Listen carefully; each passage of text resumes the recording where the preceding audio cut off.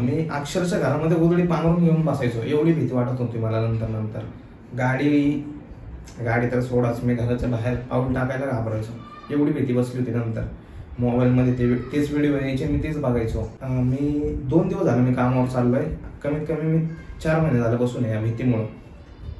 पहिलं असं बाहेर फिरता येत नव्हतं, आता उपचार नंतर? मी आता एकटा बिंदास कुठेही जातो. पहिले किती दिवसात बदल झाले? 15 दिवस फक्त. 15 दिवसात? हा माझा second Sunday to Sunday therapy आहे मला, आणि माझा हा सेकंड आहे.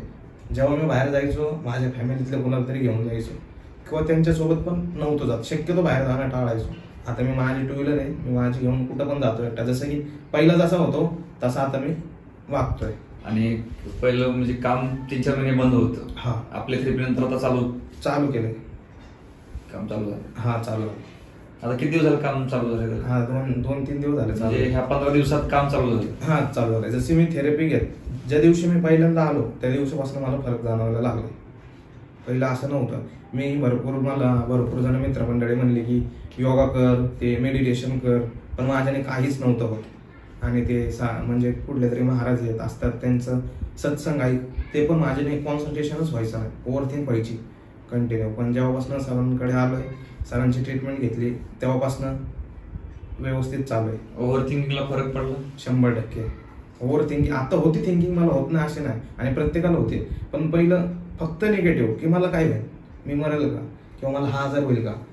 फॉर एक्झाम्पल, समजा माझ्या कानावर कोणाच्या तोंडातून पडलं की असं आहे, हे माणूस आजारी पडला किंवा ऍडमिट आहे, मग तसंच वाटायचं मला की बाबा मला पण असंच होईल का मला झालं तर काय होईल. आता तसंच वाटणं स्टॉप झालं? आता नाही, आता मी नाही घाबरत कशाला. झालं तर झालं. कसं वाटतं या थेरपी बद्दल? कसं वाटतं, लोकांनी काय घ्यावी काही थेरपी? 100% लोकांनी ना, माझं तर पर्सनली असं मत झालं इथं येऊन की लोकांनी ना विनाकारण दवाखान्यात पैसे घालवण्यापेक्षा इथे यावं. यांच्याकडून म्हणजे मार्गदर्शन, सर बोलायला पण एकदम व्यवस्थित आहे. त्यांचे स्टार्टिंगच्या बोलण्यातूनच माणसाला 20% फरक पडून जातो.